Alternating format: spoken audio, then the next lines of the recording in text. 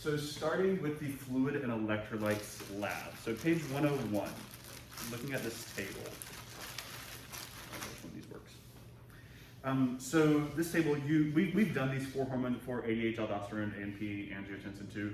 So these first 2 boxes, you should have not too much of a problem with. What's the major stimulus for release and what is the direct effect?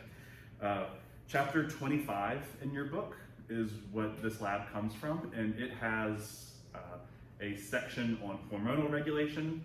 So it will have all of this information for you. Literally, they divide each hormone up and they have pretty little text image boxes, and exactly what you're looking for will be in there. The next 2 boxes are a little bit more indirect questions, not directly answered in the book. So it's what does plasma volume, it's asking about plasma and urine volume versus osmolarity. So first, let's just define things. So plasma volume, what is plasma volume? What is plasma? The watery portion of blood, yeah. So plasma volume is just how much fluid is in your blood. It's the amount of fluid in your blood. Urinary volume, urine volume is exactly what it sounds like. It's the amount of urine. The osmolarity refers to the concentration of solids in fluid.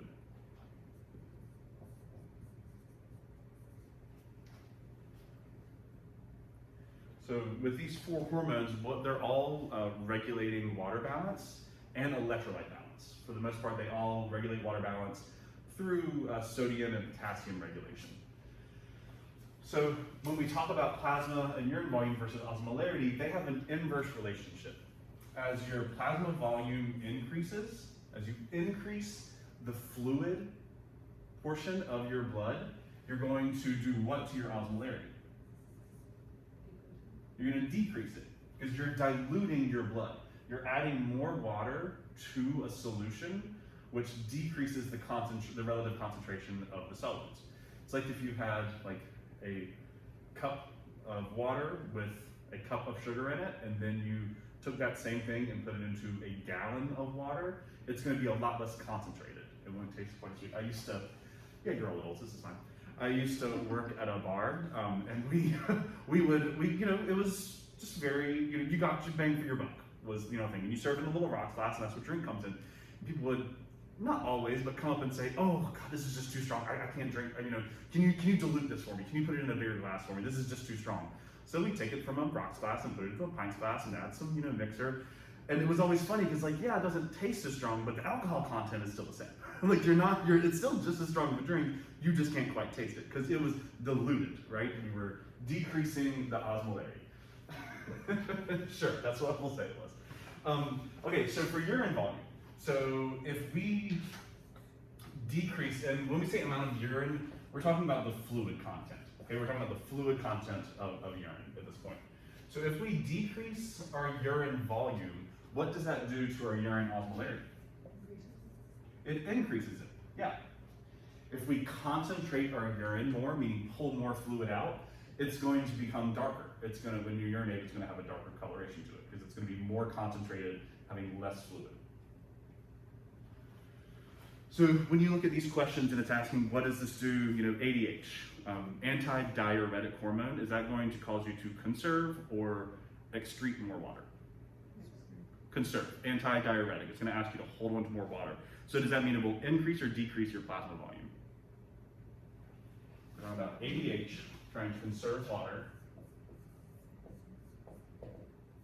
What's that going to do to your plasma volume if you hold on to water?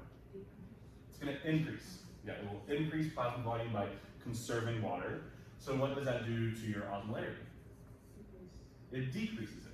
Yep, because they're going to be inverse.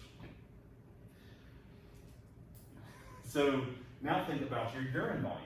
If ADH is conserving water, it does that by half. Does it increase or decrease your urine output? It decreases it. Yeah, it's got to. That's our main source of conserving water. Sweating is kind of it's almost obligatory. You have to regulate your body temperature, but water loss through urine, there's only a small amount we'll see that's actually obligatory. So ADH will ultimately decrease our urine volume to increase our plasma volume. That increases our blood pressure. That's the whole point.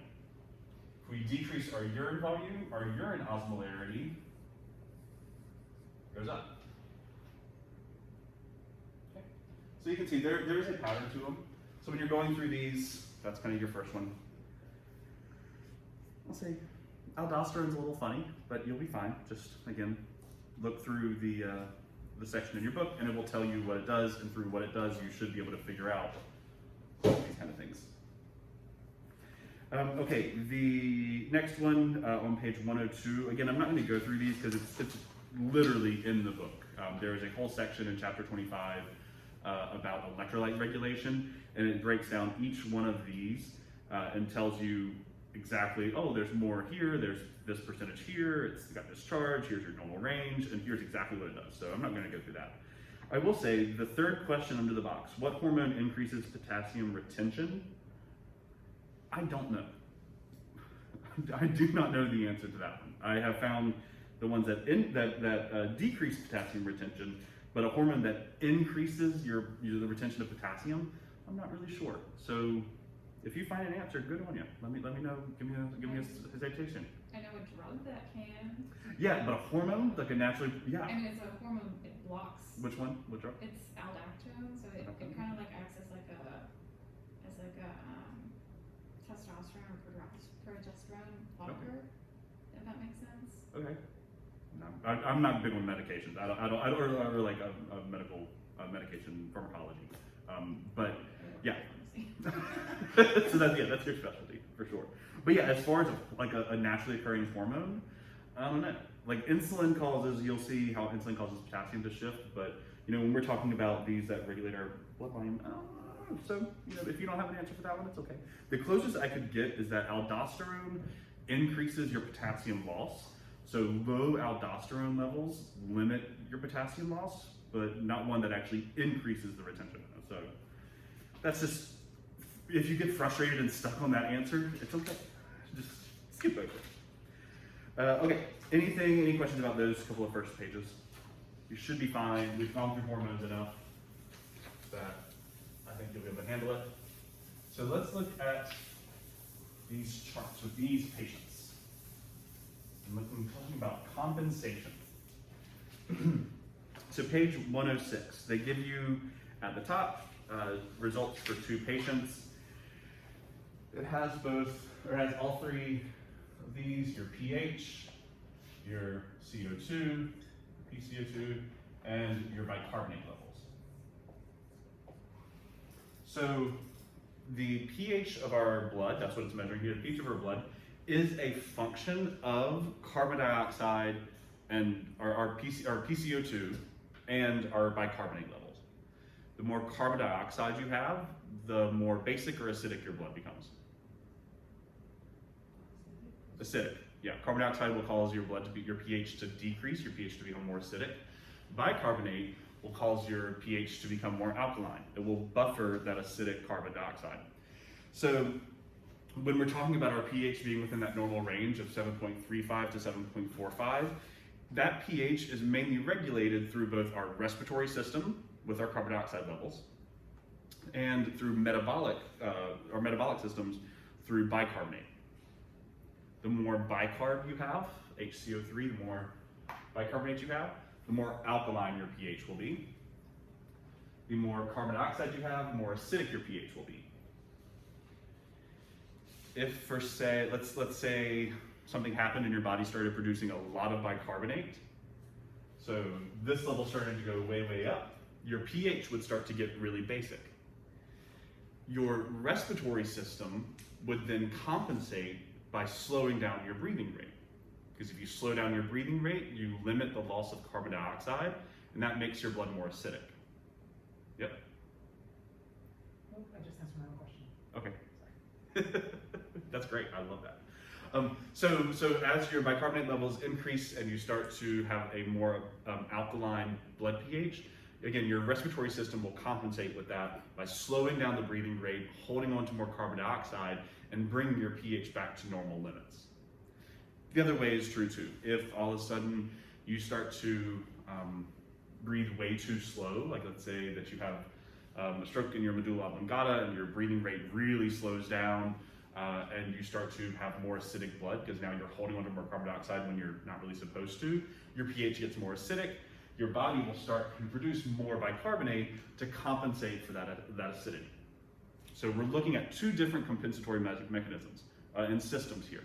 One is the respiratory system. It is really quick to respond. Think how quickly your breath can change, your breathing rate can change. Hello, walk up 3 flights of stairs. I'm fine until that second flight. That last one gets me. But again, like your breathing rate changes and then it goes back to normal. So breathing rate and respiratory compensation is very quick to adapt, very quick to change. The bicarbonate metabolic compensation typically takes a little bit longer. It's a little bit slower to respond. But both of them are there meant to help balance our pH. So just to keep that in mind as we go through this. So for patient A, and it gives you the normal values across the top. And if I ever gave you a question like this, I would give you the normal values. I wouldn't expect you to just know them. I would say, hey, here's your normal value. Because honestly, if you ever go into the field, everything you read says, here's your normal values. It is green, so it is good. It is yellow, so it is, you need to be, calling somebody. Like no one has to just pull these numbers out of our head, thankfully. So patient A, their pH is 7.31. Their CO2 is 40, and their bicarb is 19. So when you go to answer these questions, and again, for when you go to submit them for the quiz, here's how I want you to answer these questions, okay? But here's the specific thing I'm looking for. So for 5A, is there an acid-base imbalance present? So when you're going to answer that, is there an acid-base imbalance present? The first thing you should look at is their pH. Don't look at these values first. Just when you're asking, is there an acid-base imbalance present? Their pH is 7.31. Is that normal? No. And what would you say that is? That's acidic. Yep. So you can say yes. And then we can just pause right there. So is there an acid-base imbalance present? Yes. If so, what? And justify your answer. So here is where we have to say. So you can say yes, acidic, if you want to. But that still doesn't totally answer the what. Because we need now to look at these values to determine why is our blood acidic? Is it because of our CO2 or is it because of our bicarb? Which one of those has been thrown off that's causing an imbalance? And yeah, you're already looking at it. So CO2 is 40, that's fine, normal limits. Bicarbonate is 19, that's low. It's below 22. 22 to 26 is normal. So if our bicarbonate is low, that's going to cause our blood to be acidic. So it's yes, acidic. If so, what would be metabolic acidosis?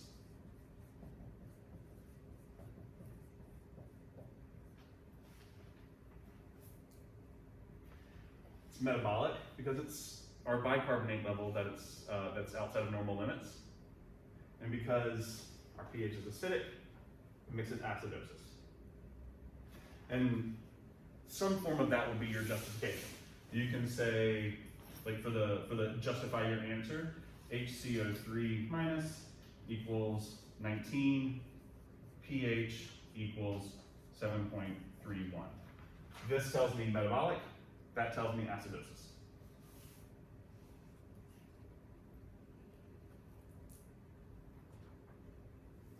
Any questions about how each of those parts got answered?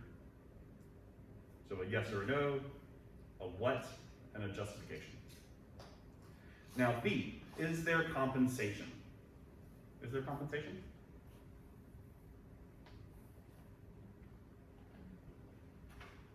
To answer that, you can just look. Is their pH normal? No, so then there is no compensation. So this was question A. Question B, is there compensation? No. Justify your answer. So for there to be compensation, if there were compensation, that would mean that the pH would be within normal limits. Since it's outside of normal limits, there is no compensation. If the reason for our disruption is metabolic, the compensation has to be respiratory, and vice versa. If the reason for the problem was respiratory, the compensation would come from metabolic. So, is there compensation? No. Justify your answer. Our PCO2 is within normal limits. WNL, within normal limits.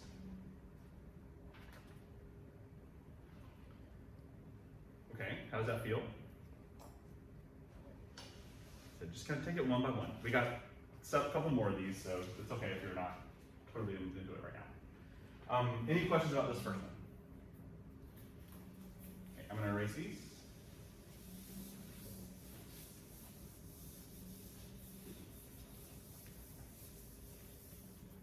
So for patient B, their pH is 7.35.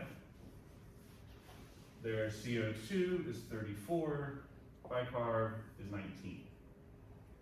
So, is there an acid-base imbalance present? No, there is not. 7.35, it is right on that edge of still being normal, but it is still normal. That is still within a normal limit. So we can say no, there is no acid-base imbalance present. Is there compensation?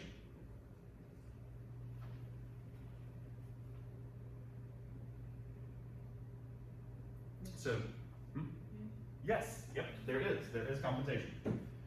So here we can look at, remember when we look at compensation, we have to say, okay, well, our PCO2 is 34, normal is 35 to 45. So it's a little low, it's not a lot low, but it's a little low.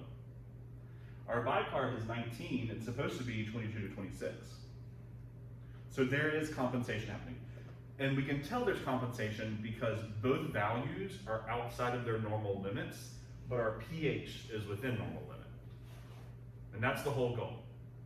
Because compensation is going to be temporary until we can get the pH back to normal. So is there compensation? Yes. We have the justification is that there's metabolic acidosis and respiratory what? We have metabolic acidosis and respiratory what as compensation? Alkalosis.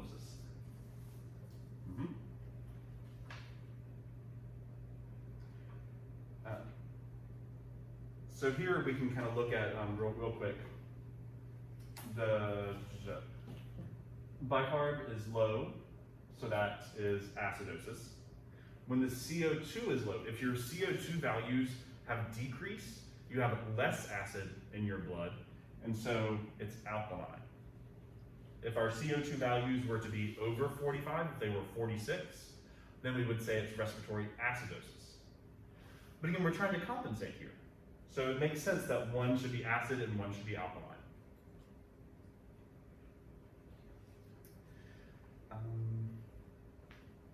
And the reason that I listed the metabolic acidosis first is because that's the initial cause of the symptoms. So patient B presents with a 3-day history of profuse diarrhea. His respiratory rate is elevated. So this is going to answer number 3. I'll let you put it into your own words, but to explain how his history symptoms cause his blood results. If you are having several days of profuse diarrhea, you are going to be losing a lot of bicarbonate along with that. As you lose more and more bicarbonate, your blood is going to be becoming more and more acidic. As your blood becomes more and more acidic, your respiratory rate will start to increase to try to compensate for that increased acid, to try and get out more of the carbon dioxide. That will then cause your CO2 to fall just low enough to bring your pH back into normal.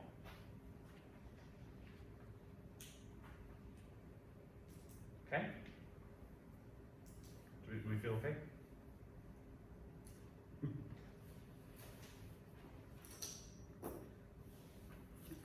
We have another example that we get to go through. But before we go, any other questions about patient B?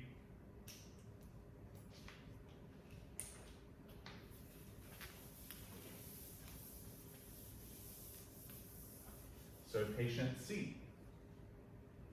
We're gonna have a patient C initial and patient C 24. So initially, patient C, page 107, presents with a pH of 7.49, CO2 of 32, and bicarb 23.6. 24 hours later, 7.42, 2, and 20. Okay, so looking at number 7, question 1, consider patient C's results on initial presentation. Is there an acid balance present? Upon initially presenting, do we have an acid-base balance present? Yes. This time it is what? Is it acidic or basic? Basic. Basic. If so, what? Justify your answer. What is causing our imbalance?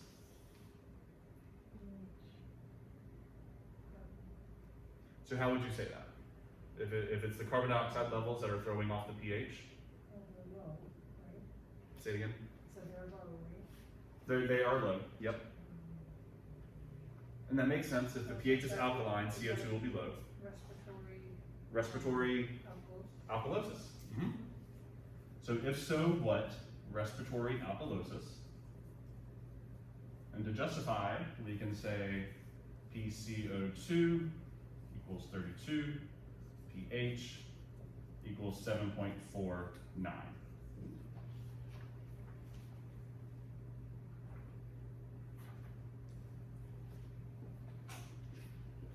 For the second question, is there compensation?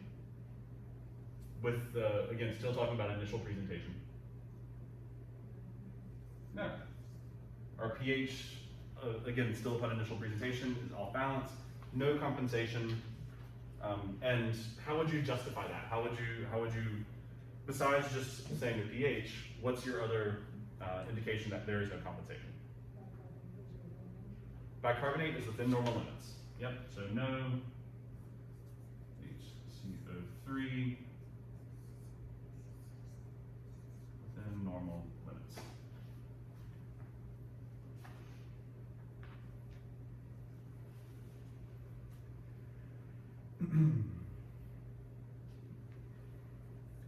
Okay, now question 3. Consider patient C's results 24 hours later. Is there an acid-base imbalance? No. Acid-base imbalance? No. Is there compensation? Yes. What type of compensation do you have?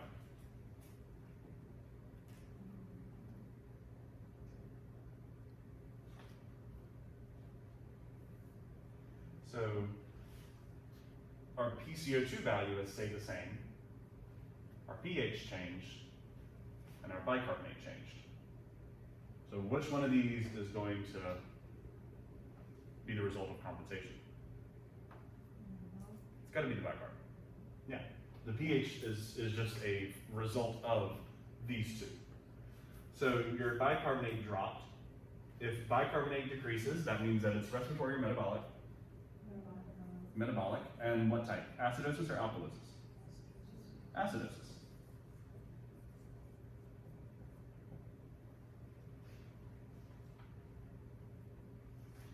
So again, we have compensation because our pH is within normal limits, and our bicarbonate was the result because CO2 is still low and bicarbonate changed. Now, has the original problem been corrected?